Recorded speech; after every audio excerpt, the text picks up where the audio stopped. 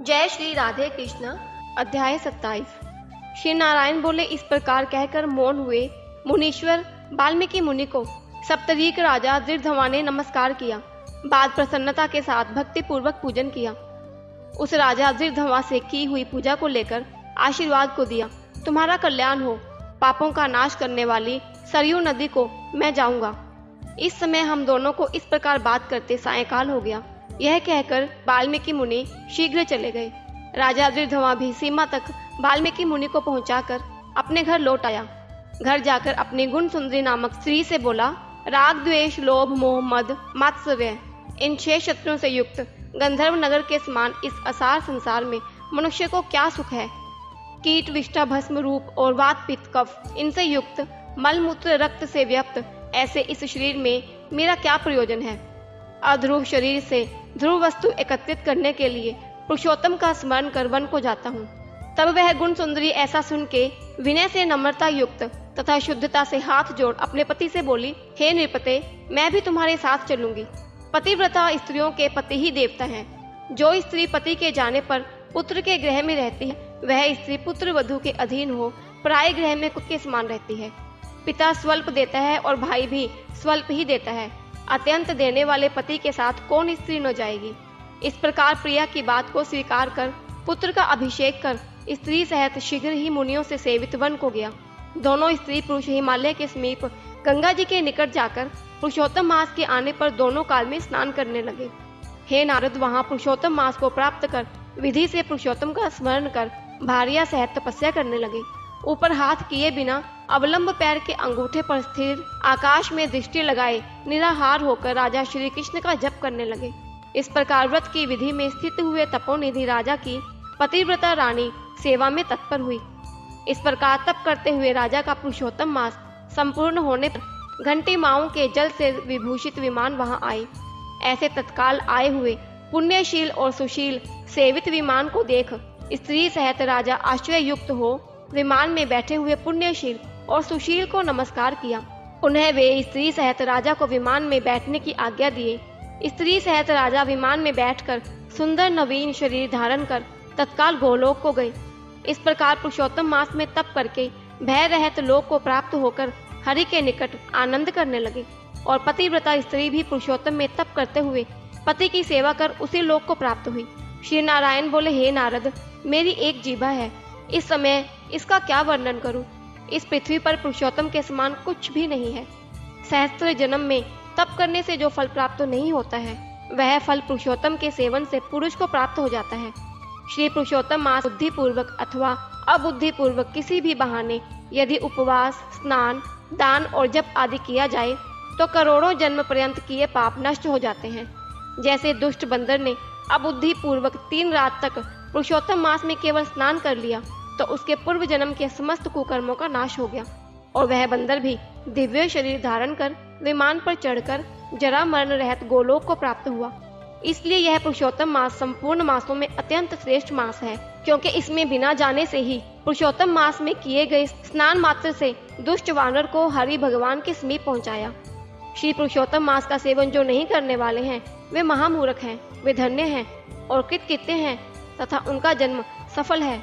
जो पुरुष श्री पुरुषोत्तम मास का विधि के साथ स्नान, दान, जप, हवन, उपवास पूर्वक सेवन करते हैं। श्री नारद मुनि बोले, वेद में समस्त अर्थों का साधन करने वाला मनुष्य शरीर कहा गया है, परंतु यह वानर भी व्यास से पुरुषोत्तम मास का सेवन कर साक्षात मुक्त हो गया। हे तपोनिधे, संपूर्ण प्राणियों के कल्याण के निमित्त मुझसे एक कथा को कहिए। इस वानर ने 3 रात्रि तक स्नान कहाँ पर किया? यह वानर कौन था? आहार क्या करता था? उत्पन्न कहाँ हुआ? कहाँ रहता था? और श्री पुरुषोत्तम मास में व्याज से उसको क्या पुण्य हुआ? यह सब विस्तार से सुनने की इच्छा करने वाले मेरे से कहिए। आपसे कथामृत श्रवण करते हुए मुझे तृप्ति नहीं होती है। श्री नारायण जी बोले, उसी कर्म से लोक में करदया नाम से प्रसिद्ध था। उसके पिता ने भी प्रथम उसका नाम चित्र शर्मा रखा था। उस करदय ने सुंदर अन्न, सुंदर वस्त्र का किसी समय उपभोग नहीं किया। उस कुबुद्धि ने अग्नि में आहुति, पितरों का श्राद्ध भी नहीं किया, यश के लिए कुछ नहीं किया और आश्रित वर्ग का पोषण नहीं किया। अन्याय से धन को इकट्ठा कर पृथ्वी में गाड़ दिया। माघ मास में उसने कभी तिलदान नहीं किया। कार्तिक मास में दीपदान, और ब्राह्मणों को भोजन नहीं कराया। वैशाख मास में धान्य का दान नहीं किया और व्यतिपात योग में स्वर्ण का दान नहीं किया। वैधरती योग में चांदी का दान नहीं किया और ये सब दान कभी सूर्य संक्रांति काल में नहीं दिया। चंद्र ग्रहण सूर्य ग्रहण के समय न जप किया और न अग्नि में आहुति दी। सर्वत्र नेत्रों में आंसू भरकर दीन वचन कहा करता था। वर्षा वायु आतप से दुखित दुबला और काले शरीर वाला वह मूर्ख सर्वदा धन के लोभ से पृथ्वी पर घूमा करता था। कोई भी इस पामर को कुछ दे देता, इस तरह बार बार कहता हुआ गौ के दोहन समय तक कहीं भी ठहरने में असमर्थ था। लोक के प्राणियों के धिक्कारने से जला हुआ और उदाग्नि मन होकर घूमता था। उसका मित्र कोई बनेचर वाटिका का मालिक था। उस कर्दय ने उस माली से बार बार रोते हुए अपने दुख को कहा, नगर के वासी मेरा नित्य तिरस्कार करते हैं, इसलिए उस नगर में मैं नहीं रह सकता हूँ। इस प्रकार कहते हुए उस कर्दय ब्राह्मण के अत्यंत दीन वचन को सुनकर माली दयाद्रचित्त हो गया। शरण में आए हुए उस दीन ब्राह्मण पर माली ने दया कर कहा कि हे कर्दय, इस समय तुम इसी वाटिका में वास करो। नगर वासियों से तिरस्कृत हुआ वह कर्दय उस माली के वचन को सुन प्रसन्न होकर उस वाटिका में रहने लगा। नित्य उस माली के पास वास करता और उसकी आज्ञा का पालन करता था। इसलिए उस कर्दय में माली ने दृढ़ विश्वास किया और उस कर्दय में अत्यंत विश्वास होने के कारण माली ने उस कर्दय ब्राह्मण को अपने से छोटा बगीचे का मालिक बना दिया। इसके बाद उस माली ने यह निश्चय किया कि कर्दय हमारा आदमी है, इसलिए वाटिका की चिंता को छोड़कर राज मंदिर का सेवन किया। राजा के यहाँ उस माली को बहुत कार्य रहता था, इसलिए और पराधीनतावश वाटिका की ओर वह कभी नहीं आया। वह अत्यंत दुर्बल कर्दय उस वाटिका के फलों को आनंद से अच्छी तरह भोजन करता और लोभवश बचे हुए फलों को बेच देता था। निर्भय पूर्वक उस बगीचा के फलों को बेचकर सब धन स्वयं ले लेता था। जब माली पूछता था तो उसके सामने झूठ बोलता था कि नगर में फिरता फिरता भिक्षा मांगता मांगता और खाता खाता तुम्हारे वन की रक्षा करता हूँ, फिर भी पक्षीगण इस बगीचे के फलों को महीने में आकर खा जाते हैं। देखिए, मैंने कुछ खाते हुए पक्षियों को अच्छी तरह से मार डाला है। यहाँ चारों तरफ उन पक्षियों के मांस और पंख गिरे पड़े हैं। उन मांस के टुकड़ों को और पंखों को देखकर उसका अत्यंत विश्वास कर माली चला गया। इस प्रकार अत्यंत जर्जर उस दुष्ट कर्दय के वास करते 87 वर्ष व्यतीत हो गए। बाद वह मूढ़ वहां ही मर गया और उसको अग्नि और काष्ठ भी नहीं मिला। बिना भोगे पापों का नाश नहीं होता है, ऐसा वेद के जानने वाले कहते हैं। इस प्रकार हाहाकार करता हुआ यमदूतों के मुद्गर के आघात से पीड़ित कष्ट के साथ अत्यंत भयंकर दीर्घ मार्ग को गया। पूर्व में किए हुए कर्मों का स्मरण करता हुआ और प्रलाप करता हुआ तथा बुद्ध बुद्ध अक्षरों में कहता हुआ कि अहो आश्चर्य है, मुझे दुष्ट कर्दय के अज्ञान को देखिए। कृष्णासार से युक्त पवित्र इस भारत खंड में देवताओं को भी दुर्लभ मनुष्य शरीर को प्राप्त कर मैंने धन के लोभ से क्या किया, अर्थात कुछ भी नहीं किया, और मैंने जन्म व्यर्थ में खोया, और मैंने बहुत दिनों में जो धन संचय किया था वह धन तो पराधीन हो गया।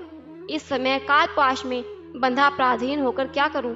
प्रथम मनुष्य शरीर को प्राप्त कर कुछ भी पुण्य कर्म नहीं किया, न तो दान दिया, न अग्नि में आहुति दी, न हिमालय की गुफा में जाकर तपस्या की। मकर के सूर्य होने पर माघ मास में न गंगा के जल का सेवन किया।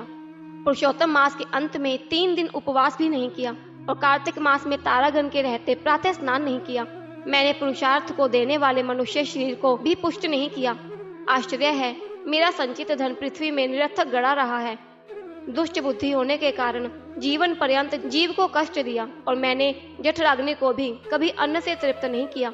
किसी पर्व के समय भी उत्तम वस्त्र से शरीर को आच्छादित नहीं किया, न तो जाति के लोगों को, न बांधवों को, न स्वजनों को, न बहनों को, न दामाद को, न कन्या को, न माता पिता छोटे भाई को, न पतिव्रता स्त्री को, न ब्राह्मणों को प्रसन्न किया। इन लोगों को एक बार भी मिठाई से कभी तृप्त नहीं किया। इस प्रकार विलाप करते हुए उस कर्दय को यमदूत यमराज के समीप ले गए। उसको देखकर चित्रगुप्त ने उसके पाप पुण्य को देखा और अपने स्वामी धर्मराज से कहा कि हे महाराज, यह ब्राह्मणों में अधम कृपण है। इस दुष्ट कर्दय का कुछ भी पुण्य नहीं है। वाटिका में रहकर इसने बहुत पाप किया है।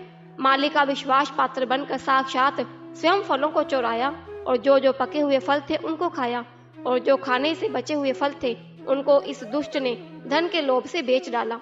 एक फलों के चोरी का पाप, दूसरा विश्वासघात का पाप। हे प्रभु, ये 2 पाप इस कृपण में अत्यंत उग्र हैं, और भी इसमें कई प्रकार के अनेक पाप हैं। नारद मुनि बोले, इस प्रकार ब्रह्मा के पुत्र चित्रगुप्त के वचन को सुनकर अत्यंत क्रोध से युक्त धर्मराज ने कहा यह कर दे 1000 बार वानर योनि में जाए और विश्वासघात का फल इसको बाद में होगा। इति श्री पुरुषोत्तम मास महात्म्य अध्याय 27 संपूर्णम। जय श्री राधे कृष्ण। ओम नमः भगवते वासुदेवाय।